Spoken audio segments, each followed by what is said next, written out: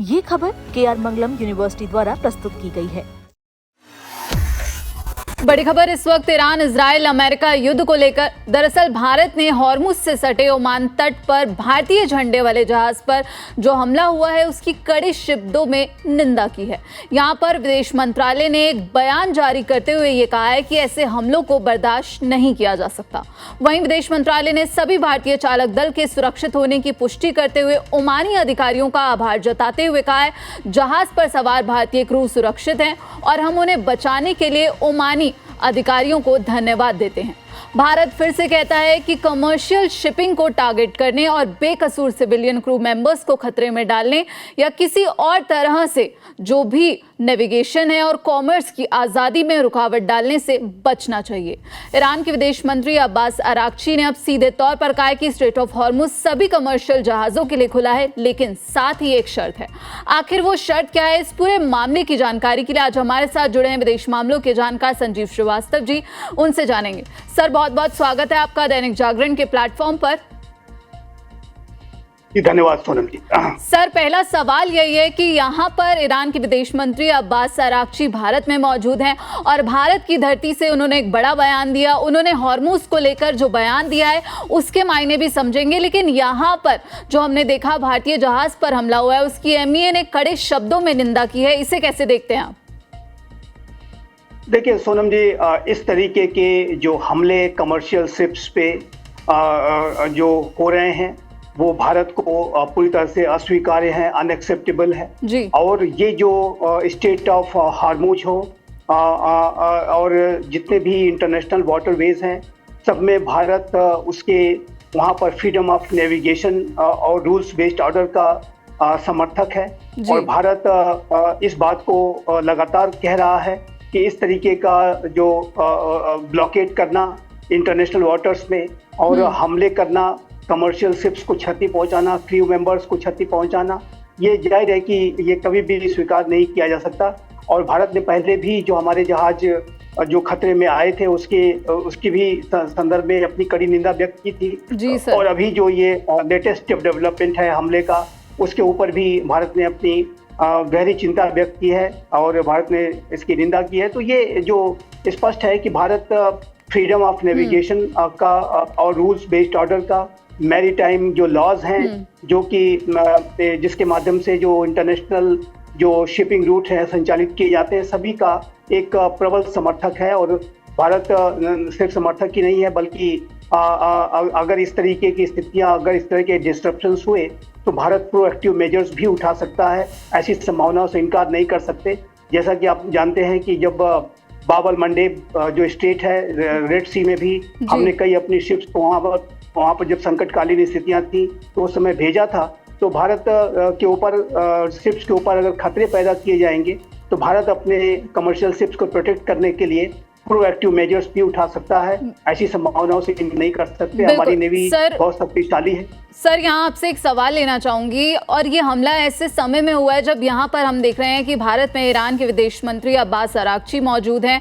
हालांकि ये हमला किसकी तरफ से किया गया अभी इसकी जानकारी सामने नहीं आई है, लेकिन यहाँ पर अब जो एक शर्त रखी है ईरान की तरफ से जिसमें ये कहा गया है कि सभी शिप को जो है हमारी नौसेना के साथ सहयोग करना होगा, तो ईरान यहाँ पर किस सहयोग की बात कर रहा है? क्योंकि अमेरिका तो हॉर्मुज में नाकेबंदी की बातचीत कर रहा है, वो कह रहा है कि यहाँ पर हमने नाकेबंदी कर रखी है, ब्लॉकेट कर रखा है। वहीं अब यहाँ पर ईरान भारत की धरती से यह ऐलान करता है कि सभी शिप को हमारी नौसेना के साथ सहयोग करना होगा। इसके क्या मायने हैं? किस तरह का सहयोग यहाँ पर अब ईरान की तरफ से जो बात कही जा रही है?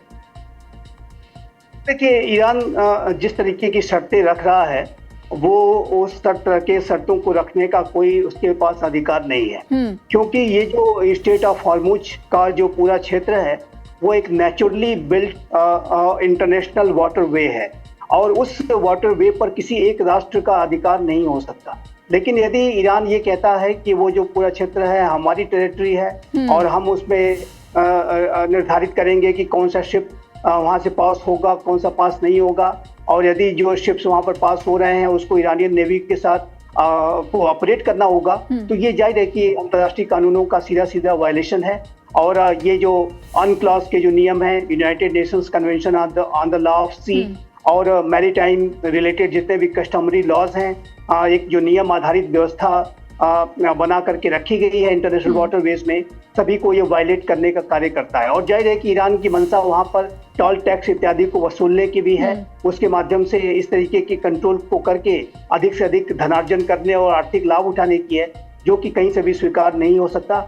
और अभी आप देखिए तो राष्ट्रपति डोनाल्ड ट्रंप जो चाइना की यात्रा पे हैं, उसमें भी उन्होंने इस बात को चाइना के साथ भी अवश्य डिस्कस किया है। और ये टोल टैक्स को वसूलने का जो कृत्य है, जो कि ईरान की इस्लामिक रिजीम करने की कोशिश कर रही है, उसको चाइना भी अपना सपोर्ट नहीं देगा। और जाहिर है कि भारत तो इसको बिल्कुल भी सपोर्ट नहीं करता। तो ये जो ईरान के द्वारा इस तरह की जो शर्तें रखे जाना, वो अंतर्राष्ट्रीय कानूनों का वायलेशन है और इसे स्वीकार नहीं किया जा सकता। वो जो पूरा क्षेत्र है वो स्वतंत्र क्षेत्र है, उस पर जो भी आवाजाही है उस पर कोई रोक नहीं लगाई जा सकती, कोई ब्लॉकेट नहीं किया जा सकता। लेकिन ईरान यदि शर्तें रखेगा और ये कहेगा कि वो पूरा क्षेत्र हमारा क्षेत्र है, तो जाहिर है कि इससे जो वैश्विक नियम आधारित व्यवस्था है वो प्रभावित होगी। कल को स्टेट ऑफ मलक्का को स्टेट ऑफ जिब्राल्टर में और ताइवान स्टेट में भी अनेक तरीके की ऐसी स्थितियां वहाँ के जो राष्ट्र पैदा कर सकते हैं, और इससे पूरी विश्व की व्यवस्था ही जो है बिल्कुल डिस्टर्ब हो सकती है। तो ऐसे में सर यहाँ पर आपसे एक सवाल लेना चाहूंगी मैं।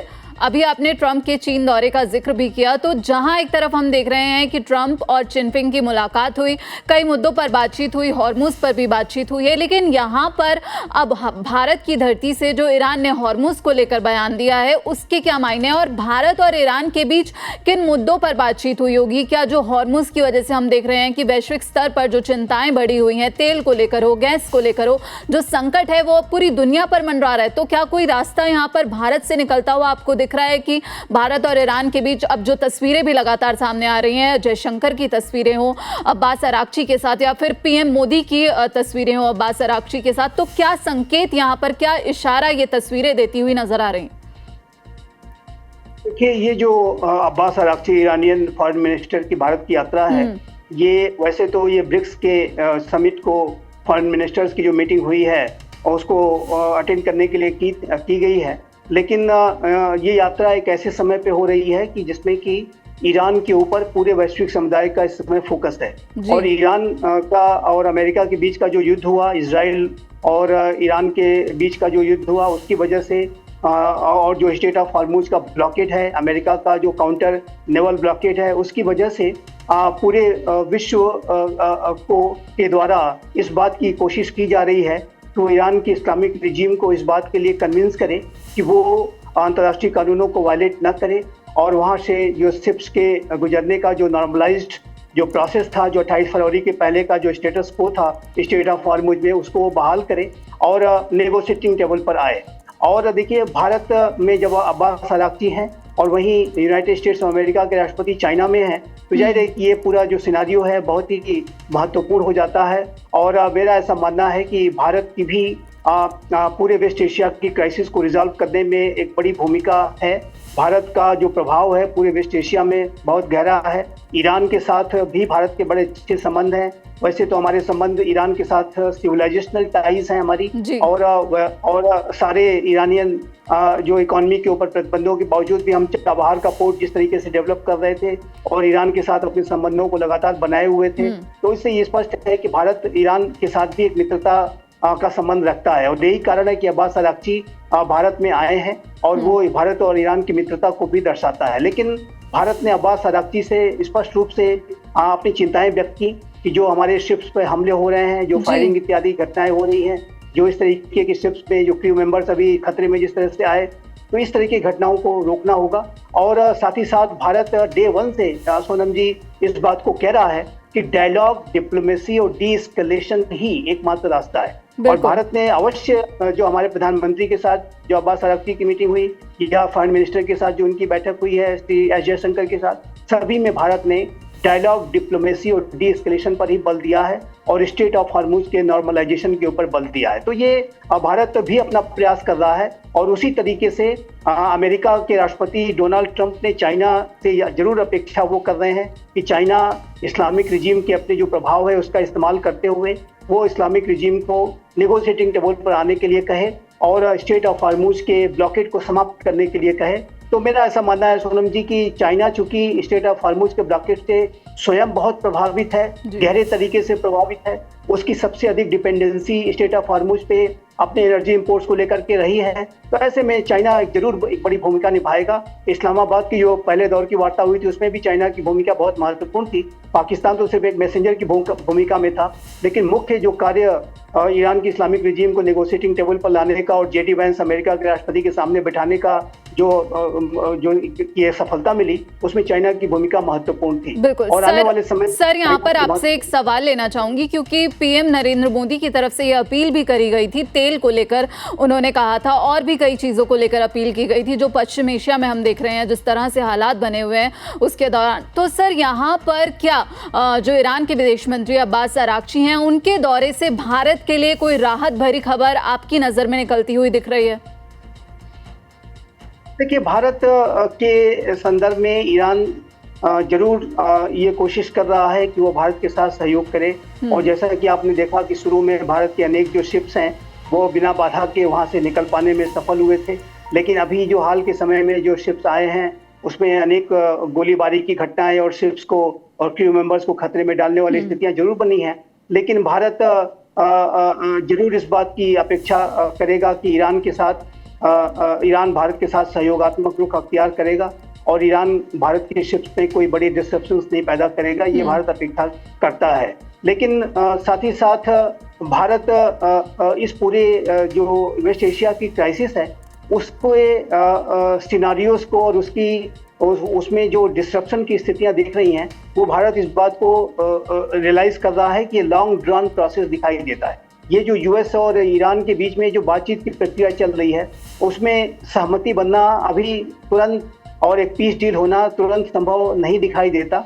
और ये जो डायलॉग और निगोशिएशंस लंबे समय तक चल सकते हैं और वेस्ट एशिया की जो क्राइसिस है लंबे समय तक बनी रह सकती है। तो ऐसे में भारत अल्टरनेट जो है रूट्स की और अल्टरनेट डेस्टिनेशंस की तलाश में है कि जिससे कि भारत अपनी एनर्जी सिक्योरिटी को जो है इंश्योर कर पाए। और मेरा ऐसा मानना है कि भारत आने वाले समय में कई ऐसे बड़े इनिशिएटिव लेने जा रहा है जिसमें कि जो अन्य राष्ट्रों से चाहे वो अफ्रीका हो, अमेरिका हो, ऑस्ट्रेलिया हो और लैटिन अमेरिका हो, वहाँ से अपने ऑयल के इंपोर्ट्स को और गैस के इंपोर्ट्स को बढ़ाएगा। गैस पाइपलाइंस को भी बिछा करके भारत अल्टरनेट और डेस्टिनेशंस की और सप्लाई चेन्स को इस्टेब्लिश करने का प्रयास कर रहा है, क्योंकि भारत इस बात को जानता है कि ये जो स्टेटस को बिगड़ा है यूएस और ईरान के बीच में इस समय एक अविश्वास की गहरी खाई है। इसको सिर्फ विश्वास का संकट नहीं कहेंगे, इसको कहेंगे कि एक अविश्वास की गहरी खाई है और इस खाई को भरने में, पाटने में और एक नया स्टेटस को बनाने में, एक विश्वास बहाली को करने में एक लंबा समय, एक लॉन्ग ड्रॉन प्रोसेस होगा। और ऐसे में भारत अल्टरनेट रूट्स के ऊपर भी कार्य तेज गति से कर रहा है, जो कि आज के समय की नितांत आवश्यकता है। बिल्कुल, बहुत बहुत शुक्रिया सर आपका इस पूरी जानकारी के लिए। तो आपने समझा कि हॉर्मुज पर अब भारत की धरती से ईरान के विदेश मंत्री ने एक बड़ा ऐलान किया है, साथ ही उन्होंने ये शर्त रखी है। अभी आने वाला वक्त ही बताएगा कि जो मौजूदा हालात हम देख रहे हैं, जो संकट का जो दौर हम देख रहे हैं, आगे चलकर उसमें क्या कुछ देखने को मिलेगा। क्योंकि हमने देखा कि जो वहाँ पर चिनफिंग और ट्रंप की मुलाकात होती है उसमें भी कई मुद्दों पर बातचीत हुई और यहाँ पर भारत और ईरान के बीच भी कई मुद्दों पर बातचीत हुई है।